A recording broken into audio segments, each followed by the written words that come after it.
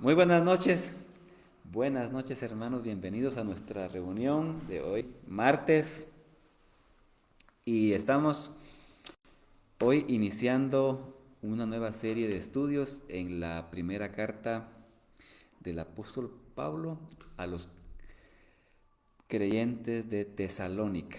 ¿Sí? Terminamos segunda de Pedro y hoy vamos a estudiar, entonces comenzamos primera Tesalonicenses, capítulo 1.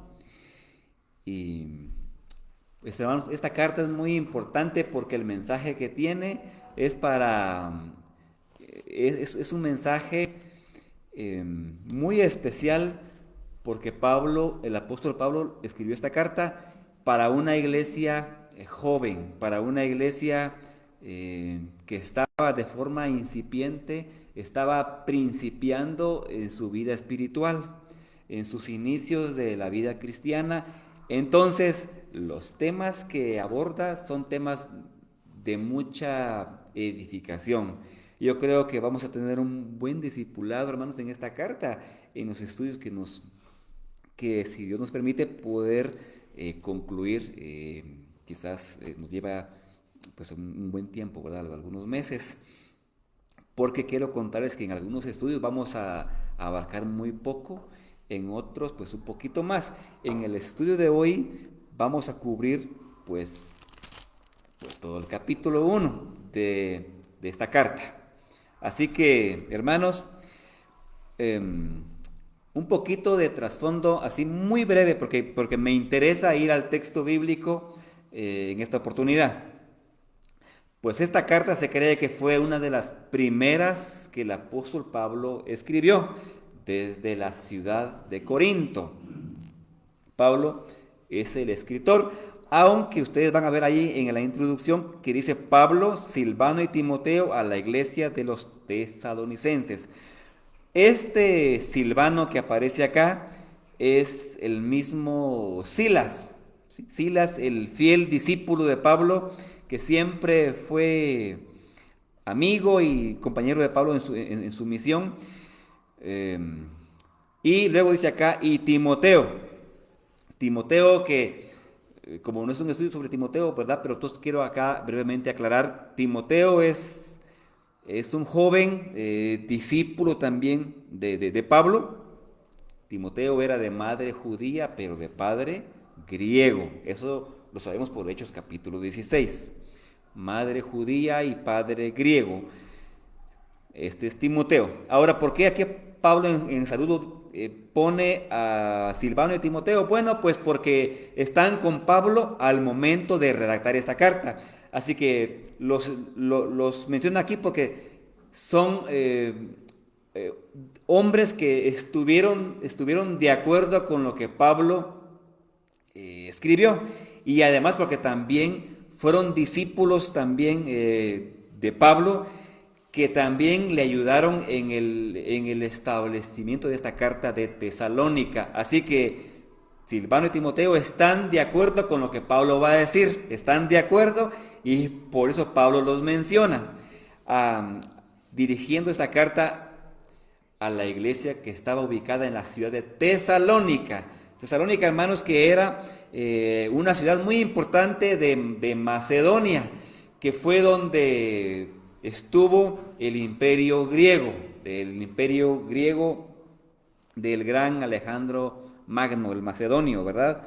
Eh, por cierto, el día de hoy se conoce como, con el nombre de la ciudad, hoy se conoce como el nombre de Salónica. El día de hoy ustedes pueden ver en un mapa, Salónica se llama la ciudad, está hasta el día de hoy, existe, se llama Salónica. Poca variación del nombre Tesalónica, hoy es Salónica, así se llama la ciudad. Y hay ahí hoy, hermanos, un pequeño grupo de cristianos, hasta el día de hoy, hay ahí un grupo, una región, más bien una sección de cristianos el día de hoy. Muy bien, entonces aquí dice Pablo, Silvano y Timoteo a la iglesia de los tesalonicenses en Dios Padre y en el Señor Jesucristo. Gracia y paz sean a vosotros de Dios nuestro Padre y del Señor Jesucristo. Y hermanos, yo, porque en otras cartas ya hemos analizado, hemos estudiado ya los saludos, por eso hoy no vamos acá a examinar el versículo 1 en detalle, porque ya hemos visto otras veces que Pablo siempre repite este patrón: gracia y paz a vosotros, y en algunas cartas también agrega gracia y paz y misericordia a vosotros. Así que como ya hemos visto eso, hoy quiero irme ya al versículo 2, de donde vamos a arrancar nuestro estudio. Y hermanos, le he puesto como título a este estudio: la iglesia modelo, ¿sí? La iglesia modelo. Y vamos a ver en el capítulo 2, los siervos de Dios modelo también. Fíjense cómo esto se conjuga, porque en el capítulo 1, la iglesia modelo. Capítulo 2, los siervos de Dios modelo, o sea, ejemplares. Así que vamos a ver acá hoy la iglesia modelo. Y ustedes se preguntarán, ¿por qué? Pues porque esta fue una iglesia que fue un modelo, primero, en la forma en que recibió el evangelio.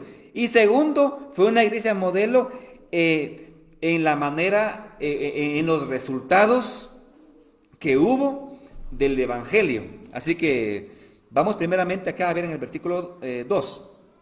Y Pablo dice: damos siempre gracias a Dios por todos vosotros, haciendo memoria de vosotros en nuestras oraciones. Hasta el versículo 4 hay una gratitud del apóstol Pablo por los creyentes de Tesalónica. Y él empieza diciendo: damos siempre gracias a Dios por todos vosotros, haciendo memoria de vosotros en vuestras oraciones. Y qué consuelo, hermanos, qué ánimo y qué consuelo para los creyentes que Pablo dice: nosotros, dice Pablo, nosotros, yo, Pablo, Silvano, o Silas y Timoteo, siempre damos gracias a Dios por ustedes. Siempre que oramos, damos gracias a Dios por ustedes. Qué bonito, hermanos, porque Pablo no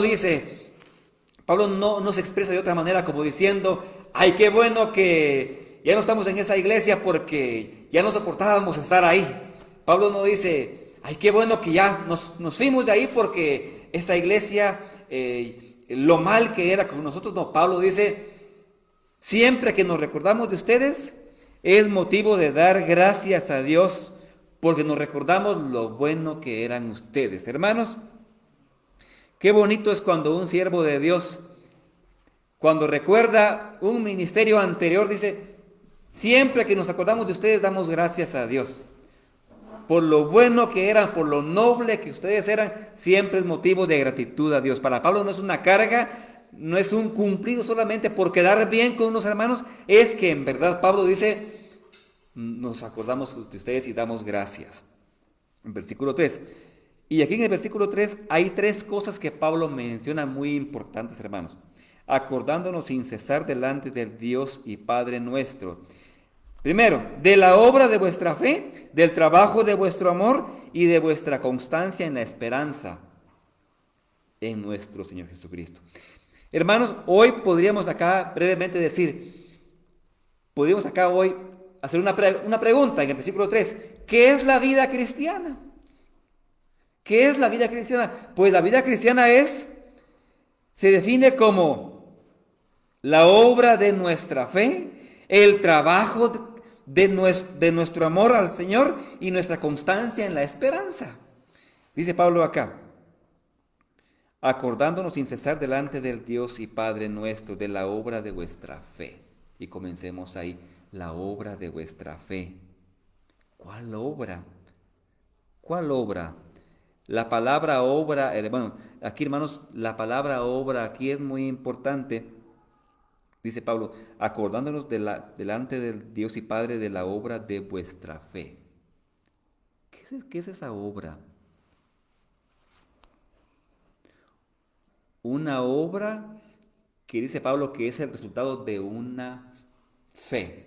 ¿A qué se refiere, hermanos? Aquí se refiere Pablo a lo siguiente: se refiere a la obra que el Señor estaba haciendo, pero que también hoy la obra que el Señor está haciendo en nuestra vida. Hermanos, esto es lo importante acá: que el Señor esté haciendo obra en nuestro corazón, que Él esté haciendo obra en nuestra vida, o sea, que haya un crecimiento espiritual creciente, valga la redundancia. Aquí se refiere a un crecimiento espiritual constante. A esa obra se refiere Pablo aquí, a la obra que el Señor está realizando en nuestra vida espiritual continuamente. A eso se refiere aquí, que el Señor de verdad esté haciendo obra en nuestra vida, que de 5 años a este momento en nosotros de verdad el Señor ya haya hecho una obra mayor cada vez, una obra de crecimiento espiritual. Que no diga usted, bueno, han pasado 5 años de convertido y todavía sigo siendo el mismo creyente. Un creyente, pues todavía una plantita pequeña, soy un creyente todavía neófito, plantita nueva. No, sino que de verdad el Señor esté haciendo obra en nuestra vida, que ya no seamos el mismo, sino que hayamos tenido un crecimiento, un progreso espiritual. Y luego Pablo dice acá, del trabajo de vuestro amor, del trabajo de vuestro amor. Y aquí la palabra trabajo, hermanos, es una palabra muy importante porque significa un trabajo pesado, arduo, fatigoso, que lo lleva a uno hasta el agotamiento, un trabajo que conlleva mucho esfuerzo. Dice Pablo, este trabajo que es fruto de vuestro amor, de vuestro amor. Esas molestias que el verdadero amor a veces está dispuesto, hermanos, a soportar, ¿sí? Esas molestias que tal vez de otro hermano, pero esas molestias que estamos dispuestos nosotros a tolerar, a sobrellevar por el bienestar de otro hermano. Dice acá, de la obra, dice el texto, la obra de vuestra fe y del trabajo de vuestro amor y de vuestra constancia en la esperanza. ¿Qué 3 cosas más lindas Pablo acá menciona, hermanos?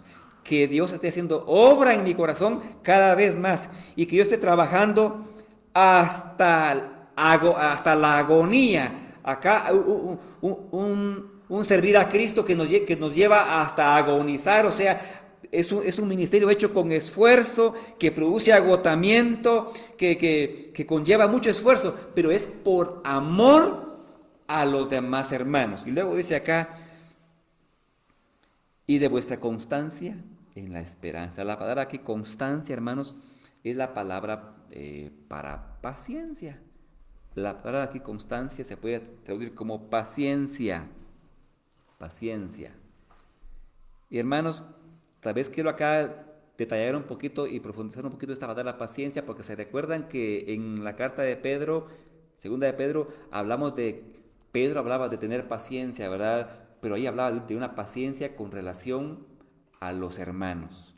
Una paciencia que tiene que ver con que uno sepa, que uno debe ser capaz de tolerar y aguantar a los hermanos. O habla de tener un corazón muy grande donde todos los hermanos caben en nuestro corazón. Una paciencia así.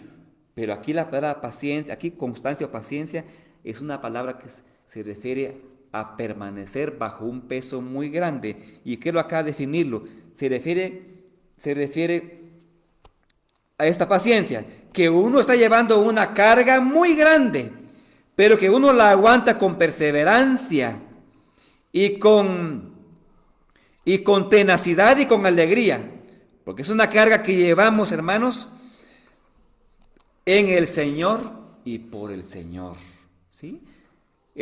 Otra vez lo digo, se refiere a que uno está llevando una carga, a un peso muy grande, que lo oprime, que lo aplasta a uno, un peso muy grande, pero es una carga que la aguantamos con perseverancia, con tenacidad y con alegría, porque es una carga que llevamos por el Señor y con el Señor. Hermanos, hay que ser constante, tener este tipo de paciencia, lo cual habla acá de esa fortaleza, de esa valentía, hermanos, de ese aguante.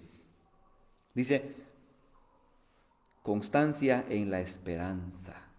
Qué bonito, hermanos, porque tenemos una esperanza en el Señor. Y aquí la palabra esperanza no es una resignación pasiva de decir, bueno, hay que tener paciencia. No, es una paciencia, hermanos, pero porque hay una esperanza en el Señor. Versículo 4, dice Pablo, porque conocemos, hermanos amados de Dios, vuestra elección. Dice Pablo, qué hermoso, porque conocemos, dice Pablo, conocemos. Podemos observar, dice Pablo, podemos observar, conocemos, hermanos amados de Dios, vuestra elección. Qué gran consuelo tenían estos creyentes. Pablo dice, conocemos, hermanos, que Dios a ustedes los ha seleccionado, los ha escogido. Pablo no se pone, hermanos, aquí a discutir o a argumentar quién es escogido y quién no. Él no se pone a discutir o a argumentar. Él dice, conocemos, hermanos amados de Dios, la elección de ustedes. Qué hermoso para esta iglesia que Pablo dice, conocemos que ustedes han sido escogidos por el Señor. Qué hermoso, qué lindo, hermanos. Versículo 5. Pues nuestro evangelio no llegó a vosotros en palabras solamente. ¿Por qué Pablo aquí dice nuestro evangelio? ¿Por qué él aquí habla de nuestro? ¿Por qué habla aquí Pablo de nuestro evangelio, hermanos? ¿Será que era únicamente solo de Pablo, de Silvano y de Timoteo? Y dice nuestro evangelio, porque él se ha identificado tanto con el evangelio. O sea, se está identificando tanto que dice nuestro evangelio. No, en otras partes Pablo dice mi evangelio. O sea, se ha identificado tanto con el evangelio que dice nuestro. No es que era el evangelio solo de él y de nadie más. No, es que se había identificado tanto con el evangelio de Cristo que dice nuestro evangelio. Dice, nuestro evangelio no llegó a vosotros solamente en palabras, sino también en el poder, en el Espíritu Santo y en plena certidumbre.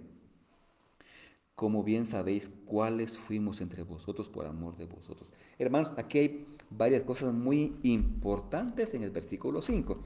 A ver, ¿qué fue lo que acompañó al Evangelio? ¿Qué lo acompañó? Tres cosas. Primero, el Evangelio lo acompañó, dice Pablo, el poder del Espíritu Santo.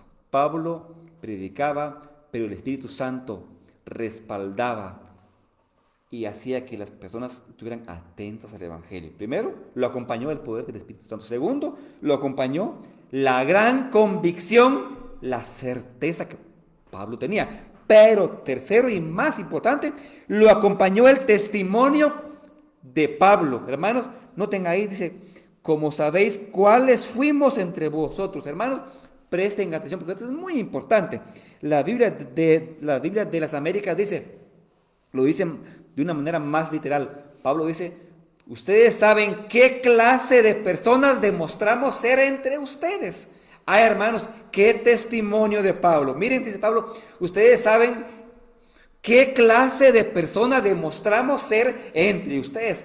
Miren, hermanos, qué importante. Pablo dice, les prediqué con la Biblia, pero también les prediqué con el ejemplo, con el testimonio. Hermanos, aquí hay una gran lección ya para mí y para usted.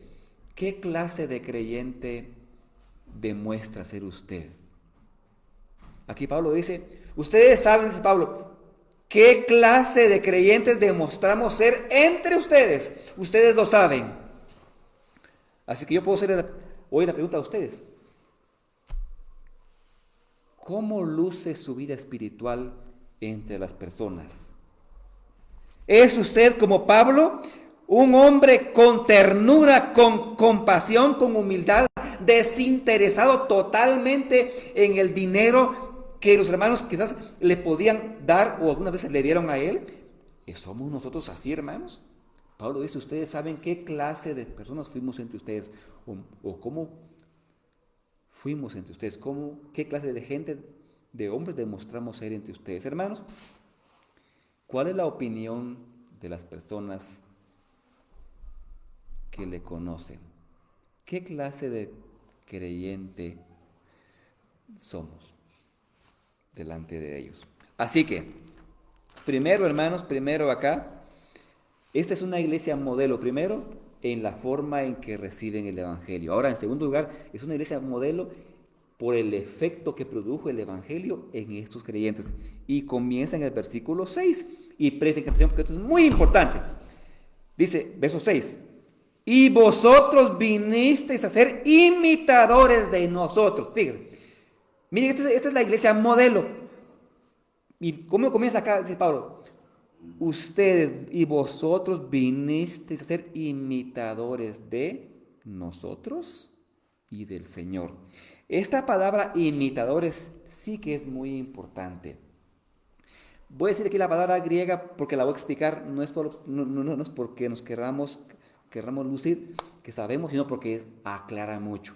La palabra aquí, imitadores, es la palabra mimetai, de ahí viene mimetismo. Hay unos animales que en el bosque practican lo que se llama mimetismo. Por ejemplo, las serpientes en el bosque, cuando se deslizan, las serpientes hacen esto que se llama mimetismo, que es que la serpiente se camuflajea, o sea, adopta el color de las hojas que están tiradas en la tierra, adopta el color de un tronco podrido, o hay ciertos insectos, o las ranas, ¿verdad? Las ranas también hacen este mimetismo, o sea que adoptan el color del entorno para confundir a la presa, ¿verdad? Así que Pablo dice, ustedes han sido imitadores.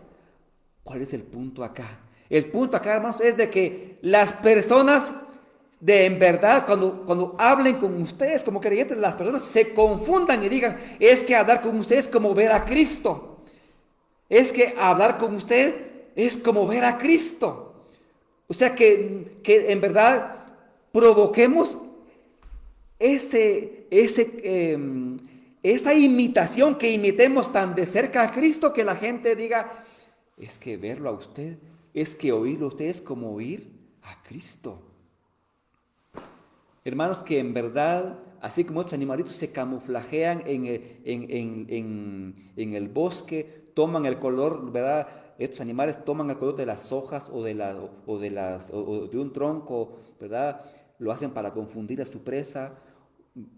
Que ojalá el creyente también así haga, así hagamos, hermanos, en nuestro medio. Que en verdad, cuando nos miren, cuando nos hablen, estemos tan de cerca imitando a Cristo que digan, es como ver a Cristo. Hablar con Juan Pablo Noriega Astorga, hablar con Eric Recinos, es como hablar con Jesucristo mismo. Está tan identificado con Cristo, imita tan de cerca a Cristo. Aquí dice, y vosotros vinisteis a ser imitadores de nosotros y del Señor, recibiendo la palabra en medio de gran tribulación. Hermanos, miren esos creyentes de Tesalónica, dice que en gran tribulación, sufrimiento. Pero esto es una prueba de que eran verdaderos creyentes, con gozo del Espíritu. De tal manera que habéis sido ejemplo. Otra palabra que en griego aquí es muy importante. Miren, ya vamos que estos creyentes hacían ¿qué? Imitaban. Segundo, ejemplo. La palabra ejemplo aquí en griego es tupos, que significa un modelo o un patrón. Un modelo o un patrón. O, por ejemplo, cuando se pone el sello en una hoja, deja una marca, deja un molde. Dice Pablo, ustedes creyentes son un modelo, un patrón de cómo debe ser un creyente. Qué alabanza de Pablo, hermanos. Ni de los Gálatas ni de los Corintios, Pablo dijo jamás, ustedes son un modelo, son un patrón, son un ejemplo de cómo debe ser una iglesia. Pero de esta iglesia de Tesalónica, Pablo dijo, ustedes son un patrón, ustedes son una marca, un modelo. Esta palabra aquí, ejemplo, tupos, también es la palabra que se usaba. Los sastres tenían, el sastre, ¿verdad? Hasta el día de hoy tiene un patrón, tiene un molde en el cual se guía para hacer un saco, un pantalón, ¿verdad? Tiene él un molde. Pablo dice, ustedes creyentes de Tesalónica son un modelo, no para los inconversos, un modelo para los creyentes. Hermanos, por eso esta es la iglesia, por eso que le puse como título la iglesia modelo. Es un modelo esta iglesia en el discipulado. Dice acá, versículo 7, de tal manera que habéis sido ejemplo a todos los de Macedonia y de Acaya que han creído. Porque partiendo de vosotros ha sido divulgada. Tercera cosa, mire, imitaban, eran un ejemplo. Y tercero, evangelizaban. Dice, porque partiendo de vosotros ha sido divulgada la palabra del Señor, no solo en Macedonia y Acaya, sino que también en todo lugar vuestra fe en Dios se ha extendido, de modo que nosotros no tenemos necesidad de hablar más nada. Pablo dice, nosotros no evangelizamos, dice Pablo, porque ustedes, creyentes de Tesalónica, cuentan a otros la manera en que ustedes nos recibieron. Dice la palabra así, ha resonado, dice Pablo, la palabra aquí retumbar es como el sonido y el eco que continúa por un tiempo prolongado. Pablo dice, ustedes son una iglesia que evangeliza. Ahora, me voy a quedar bastante tiempo en el versículo 9 y 10 porque son muy importantes. Pablo dice en el versículo, porque esta es una iglesia modelo, hermanos, porque es modelo, porque imita, porque es un ejemplo, porque evangeliza. Y miren, en el versículo 9, por su ejemplo de conversión, porque ellos mismos cuentan de nosotros la manera en que nos recibisteis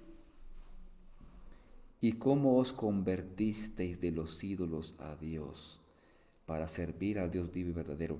Aquí hay dos verbos muy importantes, hermanos, perdone que les hable aquí de verbos, pero dice, en cómo os convertisteis de los ídolos a Dios para servir al Dios vivo y verdadero.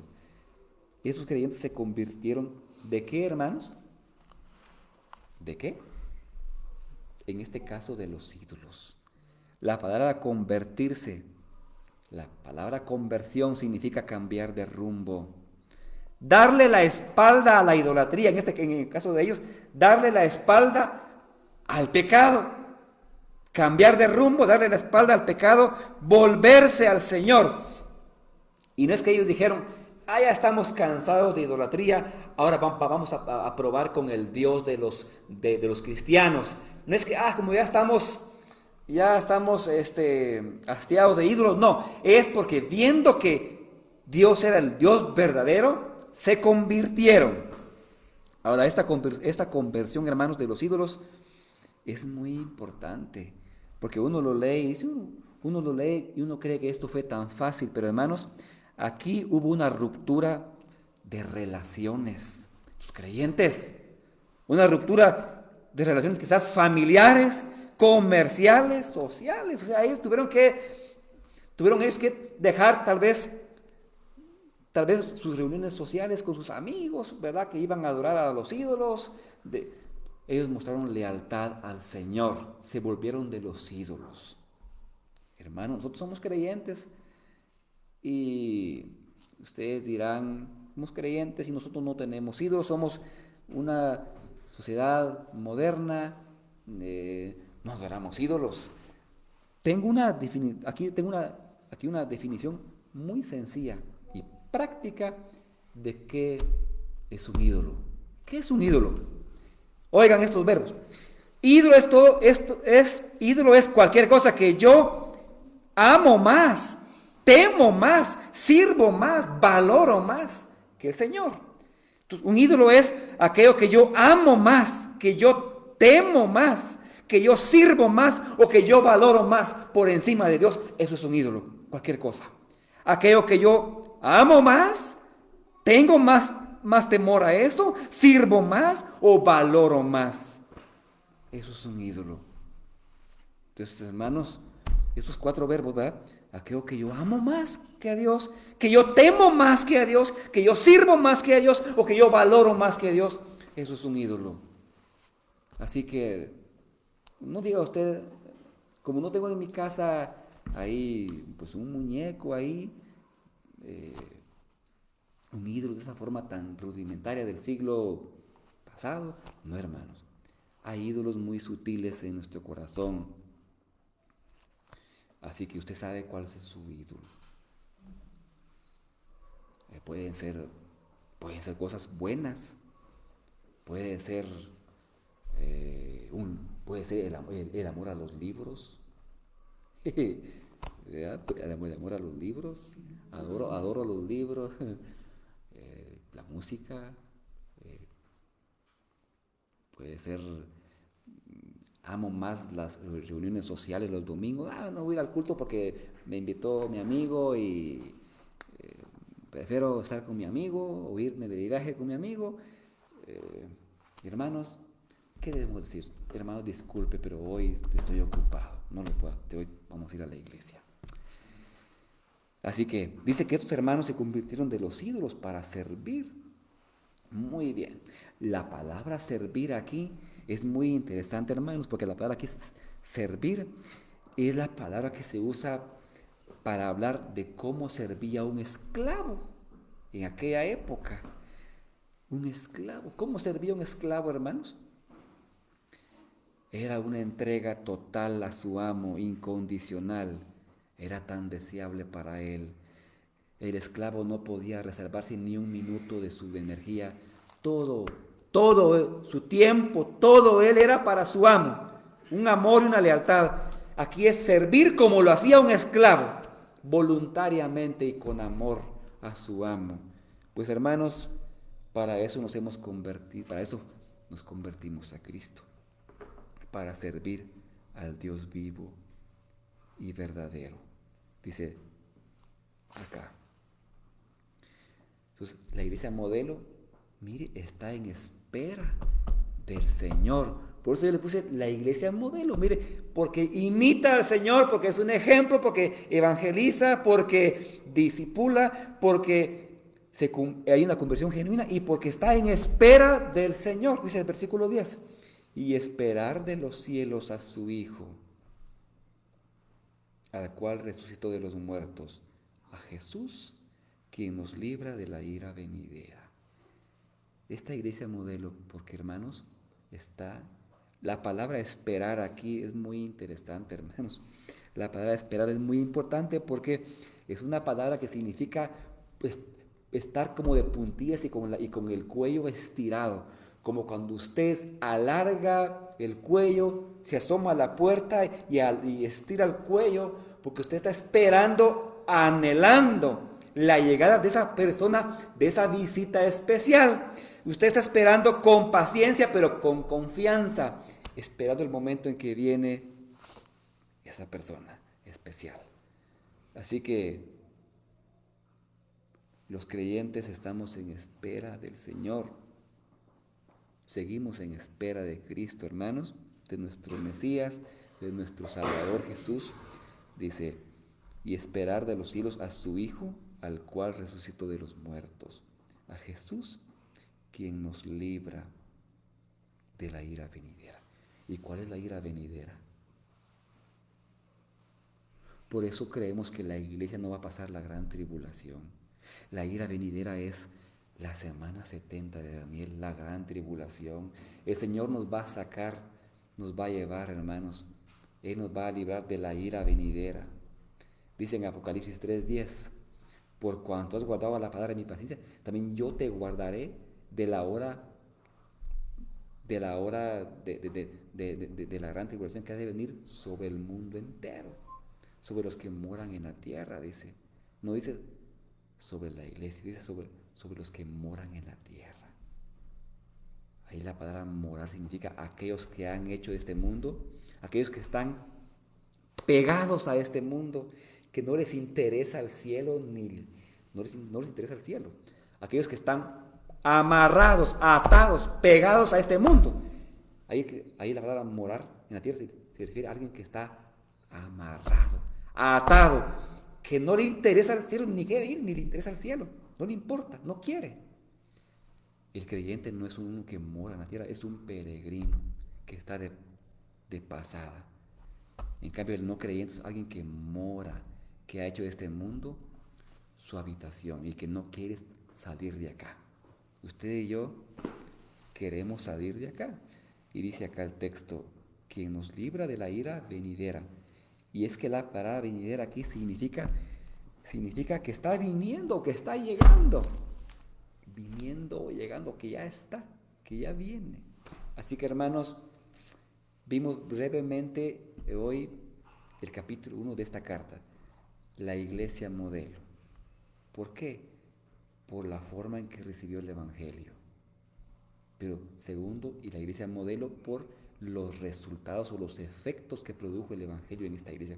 ¿Cuáles efectos fueron? Primero, imitaban. Recuerden la palabra mimetismo de estos animales. Imitan. Segundo, era un ejemplo, era un modelo, un patrón para los demás. Tercero, evangelizaba. Cuarto, en ejemplo en la genuina conversión. Y quinto, en que estaba esperando la venida del Señor. Esa es la iglesia modelo. Por eso, hermanos, qué bendición. Ojalá que nosotros nos identifiquemos con esta iglesia de Tesalónica. ¿Qué iglesia, hermanos? Ni a los Gálatas, ni a los de Corinto, ni a los de Colosa. Hermanos, Pablo los regañó porque tenían problemas doctrinales. Y esta iglesia, vamos a ver más adelante que aunque había un malentendido en esta iglesia de Tesalónica, había un malentendido con respecto al tema de la venida de Cristo, lo vamos a ver más adelante en el capítulo 4. Sin embargo, es la única iglesia a la que Pablo no les exhorta, no les reprende, porque estaban caminando bien. Y ojalá nosotros también imitemos a esta iglesia. Amén. Gracias, hermanos. Así que vamos a finalizar acá. Y el siguiente estudio, yo les animo, hermanos, les animo a que lean por favor el capítulo 2, que lean el capítulo 2 para la siguiente semana. Es el estudio que es el capítulo que vamos a continuar. Así que saludos a nuestra hermana Mercedes Herrera Castillo. Muchas gracias por estar pendientes y siguiéndonos en esta noche en la meditación de la Biblia. Así que les pedimos a todos, a los hermanos también, suscribirse a este canal de Casa San Pablo, suscribirse y también a darle like a los estudios para que otros también los puedan ver, los puedan escuchar y pueda ser de gran bendición para su vida espiritual. Así que, hermanos, muchas gracias y que el Señor les bendiga y será hasta la próxima semana si Dios lo permite.